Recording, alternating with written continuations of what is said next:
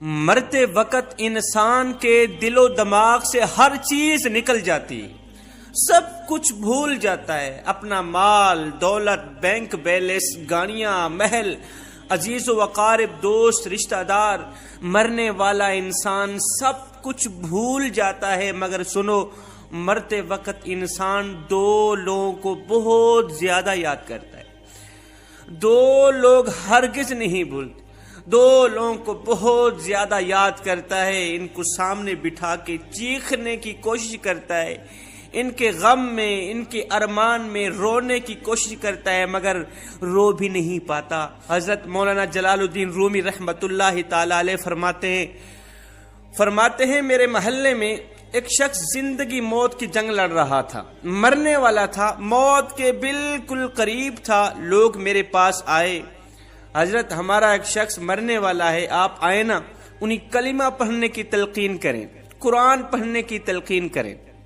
حضرت مولانا جلال الدین رومی رحمت اللہ تعالی علیہ فرماتے ہیں میں اس مرنے والے کے پاس پہنچ گیا، اس کے قریب بیٹھ گیا، آس پاس میں اس کے دوست، رشتہ دار، عزیز و اقارب بیٹھے ہوئے ہیں، اس کے مرنے کا انتظار کر رہے ہیں۔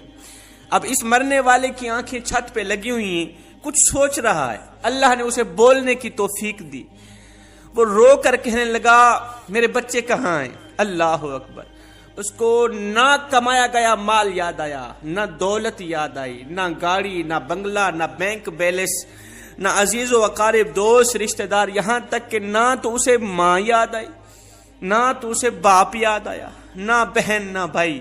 کہتا ہے میرے بچے کہاں ہیں؟ بچے دوڑ کر آئے، جی ابا حضور، ساتھ میں بیٹھ گئے۔ پھر کہتا ہے میری بیوی کہاں؟ بیوی دوڑ کر آئی، بیٹھ گئی۔ اب کہتا ہے تمہیں دیکھ کے میرا دل رو رہا ہے، میری آنکھیں رو رہی ہیں، سوچ رہا ہوں کہ میرے مر جانے کے بعد میرے بچوں کا کیا بنے گا۔ انسان جب مرتے وقت بچوں کو دیکھتا ہے نا، اللہ تعالیٰ جب اسے دیکھنے کی توفیق دیتا ہے، ہمت دیتا ہے، جب آخری بار بچوں کو دیکھتا ہے تو وہ یہ بھول جاتا ہے کہ میرے مرنے کے بعد میرا کیا بنے گا، یہ سوچتا ہے کہ میرے مرنے کے بعد میری اولاد کا کیا بنے گا، میرے مرنے کے بعد پتہ نہیں میرے ان پیاسے بچوں کو کوئی پانی بھی دے گا یا نہیں دے گا، میرے بھوکے بچوں کو کوئی کھانا بھی دے گا یا نہیں دے گا، میرے مر جانے کے بعد میرے عزیز و اقارب میں سے، دوستوں میں سے، بھائیوں میں سے، بہنوں میں سے میری طرح کوئی ان کا خیال رکھے گا یا نہیں رکھے گا، میری طرح کوئی ان یتیم بچوں کی فکر کرے گا یا نہیں کرے گا۔ اس کی آنکھیں رو رہی ہیں، چھم چھم برس رہی ہیں۔ بیوی کو نصیحت کرنے لگا میں تو دنیا چھوڑ کے جا رہا ہوں، مجھ پہ ایک احسان کیجیے گا خدا را، میرے ان بچوں کو قرآن مجید کی تعلیم دیجیے، ان کے منہ سے نکلا اللہ کا نام میری قبر کو روشن کر دے گا، ان کے منہ سے نکلا قرآن میری قبر کو نور کر دے گا، میری قبر کو روشن کر دے۔ میرے بچوں کے منہ سے نکلی گئی یاسین والقرآن الحکیم انک لمن المرسلین علی صراط مستقیم، مجھے جہنم کی آگ سے دور کر دے گا، اللہ کے عذاب سے دور کر دے گا۔ خدا را میرے بچوں کو قرآن مجید ضرور پڑھانا، ان کو دین کی تعلیم دینا۔ میں ہاتھ جوڑ کے تمام بھائیوں کے آگے گزارش کرتا ہوں آپ بھی اپنے بچوں کو قرآن مجید پڑھائیں، اپنے بچوں کو دین کی تعلیم دیں۔ تم نے وہ واقعہ نہیں سنا حضرت سیدنا موسیٰ علیہ السلام کا ایک قبرستان سے گزر ہوا، آپ نے دیکھا قبرستان کی ایک قبر کے اندر مردے کو دردناک عذاب دیا جا رہا ہے، مردہ عذاب میں مبتلا ہے، اس کی قبر جہنم کے گڑھوں میں سے گڑھا بنی ہوئی، مردہ عذاب میں مبتلا ہے، چیخو پکار کر رہا ہے۔ حضرت سیدنا موسیٰ علیہ السلام آگے چلے گئے، کام کرنے کے بعد واپسی جب اسی راستے سے گزر ہوا، آپ نے دیکھا وہی جہنم میں جلنے والا شخص جس کی قبر میں عذاب دیا جا رہا تھا، اب وہ شخص جنت میں ٹہل رہا ہے، اس کی قبر جنت کے باغوں میں سے باغ بنی ہوئی ہے۔ دونوں ہاتھ اٹھائے، عرض کی میرے مالک تھوڑی دیر پہلے میں یہاں سے گزرا تھا، یہی قبر جہنم کے گڑھوں میں سے گڑھا بنی ہوئی تھی، تھوڑی دیر کے بعد یہ جنت کے باغوں میں سے ایک باغ کیسے بن گئی؟ میرے اللہ نے فرمایا موسیٰ یہ شخص جب مرا تھا نا، مرنے سے پہلے اپنی بیوی کو حاملہ چھوڑ کے مرا تھا، بیوی کا ایک بیٹا پیدا ہوا، بچہ پیدا ہوا، بچہ آج چھوٹا کل بڑا، تھوڑا سا بڑا ہوا تو اس کی بیوی نے بچے کو مسجد میں بھیجا، مکتب میں بھیجا، معلم صاحب نے اس کے بچے کو بسم اللہ الرحمن الرحیم پڑھائی، اللہ اکبر۔ آج اس کے بچے نے بسم اللہ الرحمن الرحیم پڑھی ہے۔